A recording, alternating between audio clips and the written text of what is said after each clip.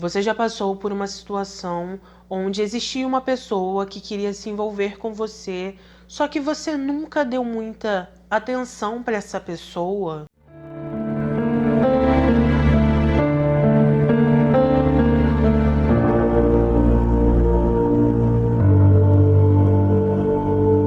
Conheçam Crystal. Ela nasceu no dia 23 de agosto de 1963. Ela era uma mulher de 30 anos que vivia no Maine, Estados Unidos. Crystal foi descrita como uma ótima mãe e o tipo de pessoa que fazia de tudo por sua filha também. As pessoas que falaram sobre ela disseram que Crystal e sua filha mais pareciam irmãs, que elas faziam tudo juntas, eram unidas e viviam muito bem. Crystal vivia somente com sua filha Sarah, de 12 anos. Na época dos fatos, ela também namorava um homem chamado Dennis, de 19, e trabalhava todos os dias em uma fábrica de sapatos, porque ela sempre quis ter seu próprio dinheiro, ela fazia de tudo para dar o melhor à sua filha, e além disso, ela não se dava muito bem com seu ex-marido, então ele não a ajudava e não tinha muita convivência tanto com ela quanto com sua filha. No dia 12 de maio de 1994, Crystal seguiu sua rotina normalmente, ela foi para o trabalho, na parte da noite ela ficou com a filha, depois disso elas jantaram e após se despedirem, cada uma foi para seu quarto. No meio da madrugada, a filha de Crystal acordou com alguns barulhos na casa, porém ela não saiu do quarto, ficou ali dentro esperando esse barulho terminar e depois disso, ela enfim decidiu sair quando ela percebeu que a casa inteira estava em silêncio. Ao sair do quarto, Sarah logo encontrou a mãe sem vida. A partir desse momento, ela foi até o telefone, tentou ligar para o 911, só que a linha estava desligada e ela não conseguiu.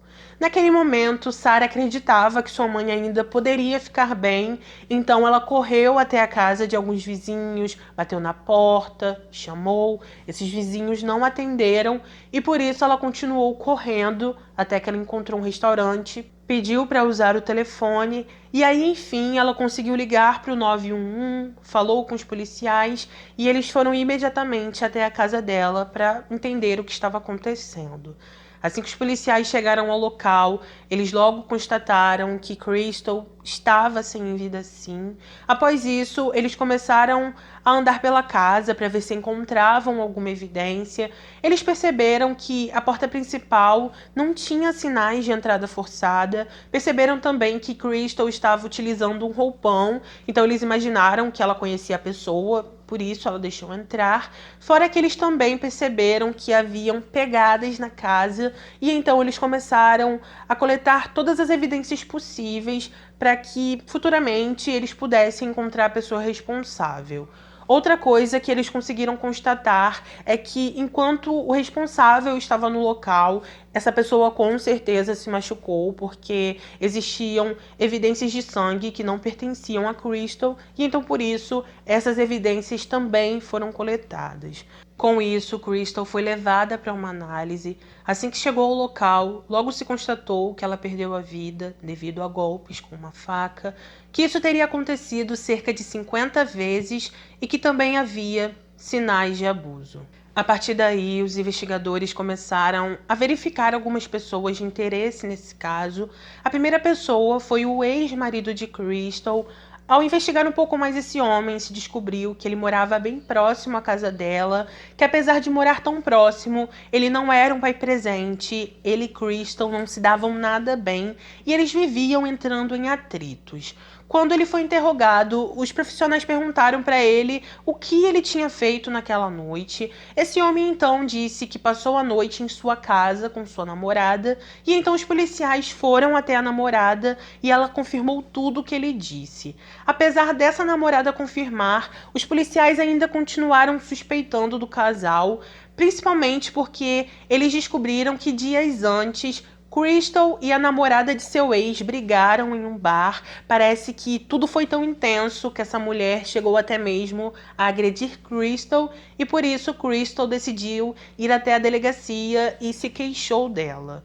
Mesmo não tendo nenhuma evidência que comprovava que os dois estavam envolvidos, os policiais continuaram investigando os dois. Eles ainda acreditavam que eles poderiam ter feito tudo aquilo com Crystal, porém até então eles não tinham conseguido provar absolutamente nada.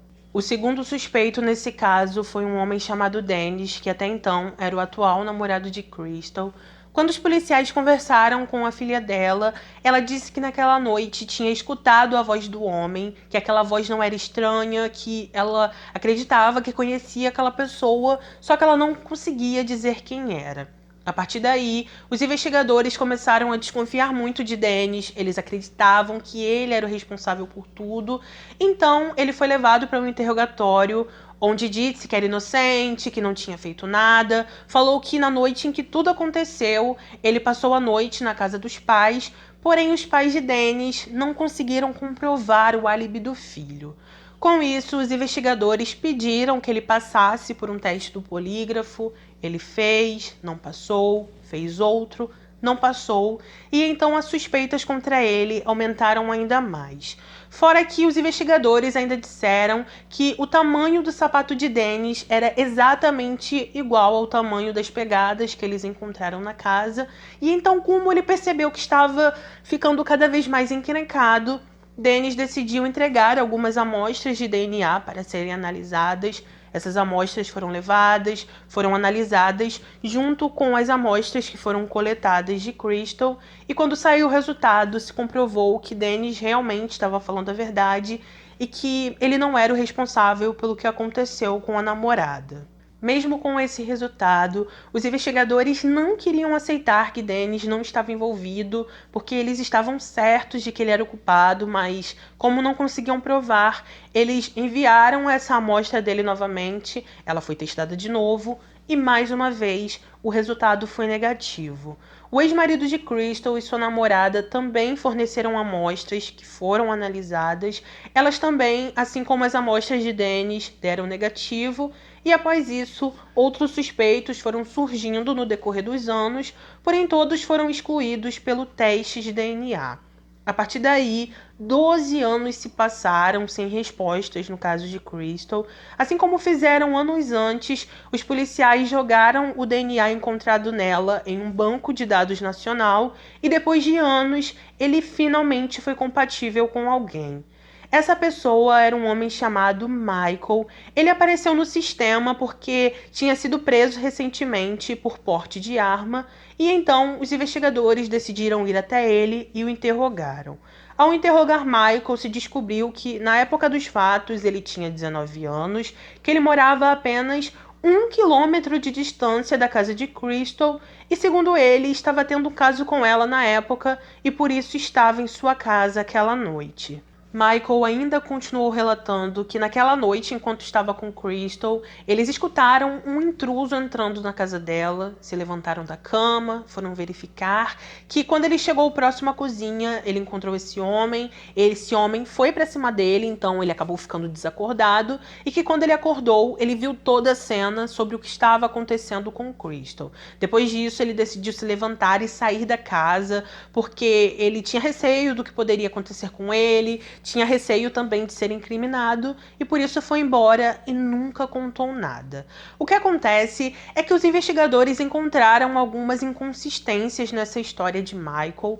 Eles disseram que a cama de Crystal não parecia que tinham duas pessoas deitadas, parecia que tinha apenas uma, e ainda verificaram que tinha uma cicatriz na mão de Michael. Essa cicatriz era consistente com um machucado que tinha acontecido anos antes, e então por isso eles começaram a se questionar se ele não conseguiu aquele machucado no momento em que tudo estava acontecendo com Crystal, já que na cena eles encontraram vestígios de sangue que não eram dela. A partir daí, o DNA de Michael foi analisado novamente e então, quando o resultado saiu, se confirmou que sim, tudo era compatível com Michael e que ele era sim o responsável no caso de Crystal. Depois de todos esses resultados, Michael então foi preso, agora pelo caso de Crystal. Algum tempo depois aconteceu seu julgamento, e nesse julgamento os promotores declararam que ele provavelmente já estava interessado nela há algum tempo, só que Crystal nunca notou sua presença.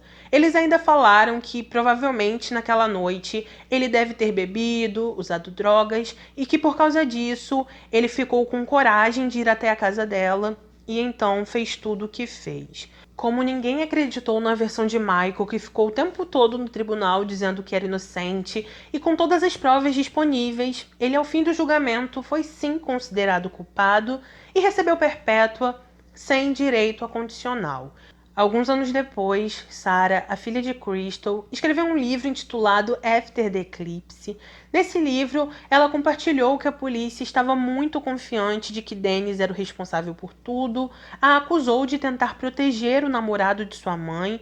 Eles também a fizeram passar por um teste do polígrafo, questionaram seus amigos, roubaram seus diários para tentar achar algo contra Dennis, porém, como não conseguiram, ele nunca foi preso injustamente. Em uma entrevista, Sarah falou sobre tudo o que passou após sua mãe falecer. Ela disse que foi morar com uma tia no Texas, contou que por muito tempo eles estavam convencidos de que ela tinha testemunhado algo, que ela tinha reprimido tudo, porém, de acordo com Sarah, ela jamais saiu do quarto e ela nunca reprimiu nada. Sarah atualmente tem mais de 30 anos, ela é solteira, trabalha como escritora e tenta seguir sua vida sem ficar pensando no passado. Embora ela esteja aliviada por ter um encerramento, ela diz que não consegue perdoar Michael e ela ainda falou o seguinte: talvez eu pudesse se ele admitisse, mas ele não faz isso.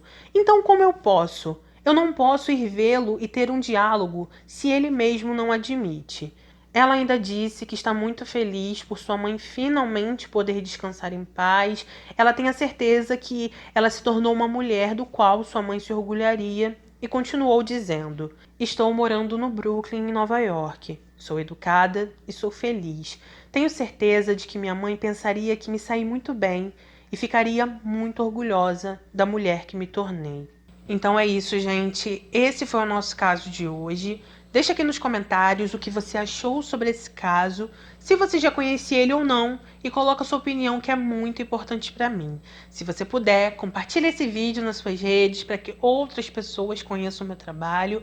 Ativa o sininho para ser notificado dos próximos vídeos. Não saia daqui sem deixar o seu like ou pelo menos um emoji nos comentários. É de graça, não custa nada. Se você está assistindo pela TV, para aí 10 segundos, corre e deixa apenas um emoji se você não sabe o que comentar, porque isso não faz nenhuma diferença na sua vida, mas faz total diferença na minha, tá bom?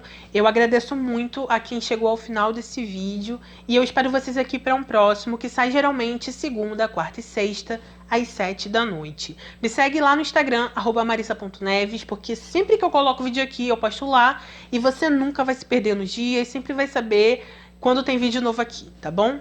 Um beijo no coração de vocês, obrigada por tudo sempre, fiquem com Deus, se cuidem e até o próximo vídeo.